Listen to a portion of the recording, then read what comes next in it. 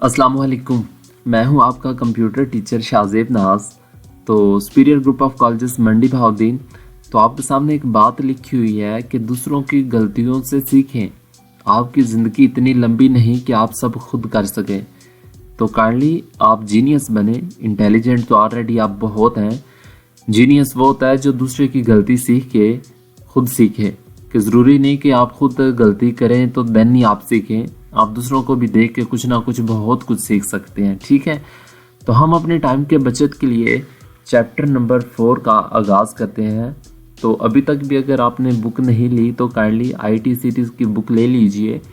तो हम chapter number 4 के पार्ट 1 का आगाज़ करते हैं। तो हमारे चैप्टर का नाम है डाटा इंटीग्रिटी एंड नॉर्मलाइजेशन। इसमें हमने दो चीज़ें डिस्कस करनी है, एक नॉर्मलाइजेशन क्या होती है और डाटा इंटीग्रिटी क्या होती है। तो इंशाल्लाह अगले लेक्चर से चैप्टर 5 से हमारा प्रैक्टिकल का आगाज़ शुरू हो जाएगा। तो चैप्टर 5 का ऑलरेडी चैप्टर 5 से लेकर चैप्टर 7 तक आपके प्रैक्टिकल बन के अपलोड हो चुके हैं। इन तीनों में से जो जो लॉन्ग क्वेश्चन इंपॉर्टेंट हो गए वो मैं आपको करवा दूंगा। तो प्रैक्टिकल ऑलरेडी बन चुके हैं। तो स्टार्ट करते हैं जी डाटा इंटीग्रिटी। तो डाटा चैप्टर 1 में डाटा बेसिक्स आपने पढ़े। चैप्टर 2 में आपने कंसेप्ट लिए डाटाबेस की बेसिक टर्मिनोलॉजीज़ के। नंबर तीसरे चैप्टर में आपने चीज़ों को डिस्कस किया था कि डाटाबेस डिज़ाइन प्रोसेस क्या था। तो डाटा इंटीग्रिटी क्या है? जब भी वर्ड आए कंसंट्रेट्स, जब भी वर्ड्स आए आपका इंटीग्रिटी, तो आपने सेंस यही लेनी है कि कुछ रूल्स हैं, कुछ प्रिंसिपल्स हैं, कुछ असूल्स हैं जिनके ज़रिए हम अपने डाटा को एक्यूरेट करते हैं, रिलायबल करते हैं, मोर एफिशिएंट करते हैं। तो मतलब कि डाटा इंटीग्रिटी मीन्स कि डाटा आपका रिलायबिलिटी है and accuracy of the data है। It is related to the quality of data. तो it is maintain with the help of integrity constraint. मतलब कि कुछ रूल्स हमने रख दिए गए हैं जिनके ज़रिए हम जिनको फॉलो करके अपने डाटा को स्टेप बाय स्टेप इम्प्लीमेंट करते जाएंगे और हमारा डाटा बहुत ही एक्यूरेट एंड रिलायबल होगा। ठीक हो गया। These constraints are the rules data design to keep data consistent and correct. ठीक होगा। तो आगे उसने DBMS लिया है। DBMS माइक्रोसॉफ्ट एक्सेस हमें ये सहूलत प्रोवाइड करता है, कुछ ऐसे मेथड प्रोवाइड करता है जिनसे ज़रिए हम अपने डाटा की इंटीग्रिटी और डाटाबेसेस के अंदर अपने डाटा के कंसंट्रेट को इम्प्लीमेंट करके बहुत एक्यूरेट बना सकते हैं। तो एग्जांपल दे रहा है कि integrity rules can make sure that the same employee ID is not assigned to the multiple employees. तो इसका मतलब ये है कि उन्होंने जो आपको प्राइमरी की का कंसेप्ट दिया था डाटाबेस के अंदर, डाटाबेस के अंदर जो टेबल थे, टेबल्स के अंदर जो प्राइमरी की आप देते हैं, आप रोल नंबर देते हैं, वो एक ID एक ही पर्सन के पास रहेगी। ये नहीं है कि आपका रोल नंबर किसी दूसरे पर्सन के पास भी अवेलेबल हो। तो एक एंटिटी, एक ही पर्सन, एक रोल नंबर एक ही बंदे के पास होगा। अब हमारे पास दो टाइप्स हैं डाटा इंटीग्रिटी के, कि मतलब कि डाटा को हमने इंटीग्रेट कैसे करना है। उसके अंदर दो चीज़ें थी। नंबर 1 था एंटिटी इंटीग्रिटी और दूसरे नंबर पे था रेफरेंशियल इंटीग्रिटी। आप इन दोनों के ऊपर टिक कर लें, इसके ऊपर भी टिक कर लें। ये दोनों डेफिनेशन बहुत इंपॉर्टेंट है, शॉर्ट डेफिनेशन है। तो वो तो था डाटा इंटीग्रिटी।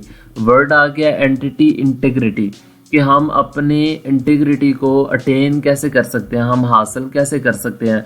तो जैसे डाटा की इंटीग्रिटी थी, इसी तरह सेम हमारे पास एंटिटी की इंटीग्रिटी थी। आप लास्ट वाले चैप्टर में पढ़ के आ चुके हैं एंटिटी था क्या, एंटिटी को प्रेजेंट कैसे करते हैं। तो एंटिटी को अब हमने कैसे इंटीग्रिटी करना है, कैसे एक्यूरेट करना है, कैसे क्वालिटी को बेहतर करना है। अब वो कह रहा है कि आप एंटिटी इंटीग्रिटी, आप any attributes of a primary key can not contain a null value. मतलब कि हम एंटिटी के अंदर, हम अपने टेबल के अंदर एक प्राइमरी की असाइन कर देंगे जो कि कभी भी खाली नहीं हो सकती और वो डिफरेंट होती है। तो it is the because the primary key is use to uniquely identify a record in the relation. अगर आपने अभी भी प्राइमरी की इसके रिलेटेड वीडियो नहीं देखी तो आपको यहाँ पे करके यूट्यूब के ऊपर ऐड कार्ड्स नज़र आ रहा होगा, आप उसके ऊपर टिक करके वो मैंने असाइन किया, आप वो लेक्चर दोबारा से देख सकते हैं। ठीक है। तो ये वो कह रहा है कि it is not possible to uniquely identify record in our relation if primary key contains null value. अगर वो कह रहा है कि ये पॉसिबल नहीं है, अगर आपके टेबल में प्राइमरी की वैल्यू नहीं है तो आप यूनिकली आइडेंटिफाई नहीं करेंगे। तो अब वो कह रहा है कि हम अटेन कैसे कर रहे हैं।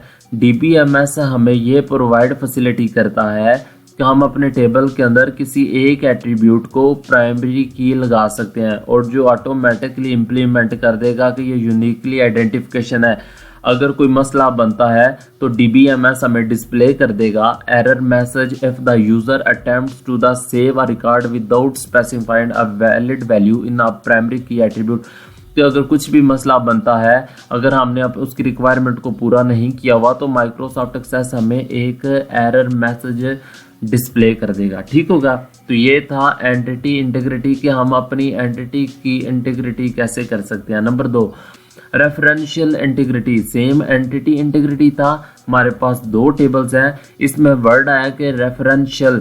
रेफरेंस मतलब कि हमारे पास 2 टेबल हैं, तो एक टेबल की पेरेंट टेबल की प्राइमरी की आपके दूसरे टेबल में एज आ फॉरेन की के तौर पे यूज हो रही है, हम रेफरेंस कर रहे हैं। तो अगर हम एक जगह से रिकॉर्ड को डिलीट करें तो ऑटोमेटिकली हमारा पेरेंट चाइल्ड में भी दोनों में डाटा डिलीट हो जाए। अगर हम एक जगह पे अपडेट करें तो दूसरी जगह पे भी अपडेट हो जाए। ठीक है।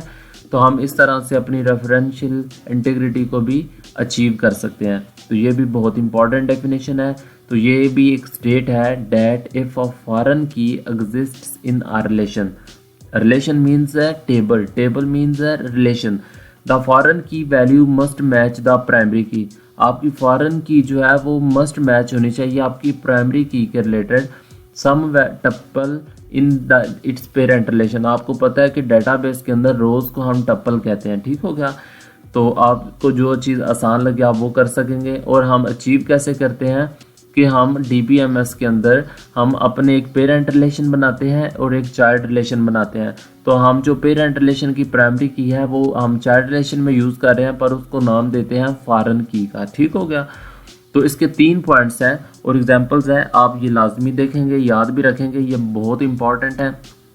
पेपर में आए कि हम रेफरेंशियल इंटीग्रिटी को अचीव कैसे कर सकते हैं या उसको इंश्योर कैसे कर सकते हैं। तो सेम वही जो आपने फॉरेन की के अंदर वो चीज़ पढ़ी थी, सेम वही डायग्राम फिगर एग्जांपल आप यहाँ पे भी बनाएंगे।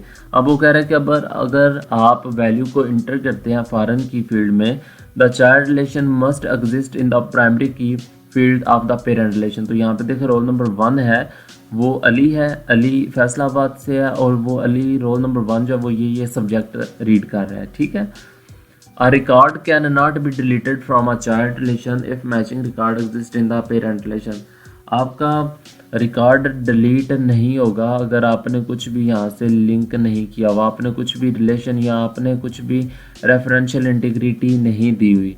तो वो कह रहा है, तीसरा पॉइंट है द प्राइमरी की value can not be changed in the parent relation if it is corresponding record exist in the child relation. अगर आपके चाइल्ड में कुछ डाटा पड़ा हुआ है तो आप तब तक चेंज नहीं कर सकेंगे जब तक आपने वो रेफरेंशियल इंटीग्रिटी आपने वैल्यू को असाइन फॉरेन की के तौर पे असाइन नहीं किया होगा। तो ये थी आज के लिए, जस्ट इतना ही काफ़ी है कि इंटीग्रिटी का मतलब क्या था। इंटीग्रिटी जिसके साथ भी वर्ड आए तो इसका मतलब होता है कुछ कंसंट्रेट्स हैं, कुछ रूल्स हैं जिनके जरिए हम अपने डाटा को इंश्योर कर रहे होते हैं। तो हमने किन 2 चीज़ों को इंश्योर किया था, एक एंटिटी इंटीग्रिटी को और दूसरा रेफरेंशियल इंटीग्रिटी। तो अपना बहुत सारा ख्याल रखिएगा। तो मिलते हैं अगले लेक्चर में, तब तक के लिए अल्लाह हाफ़िज़।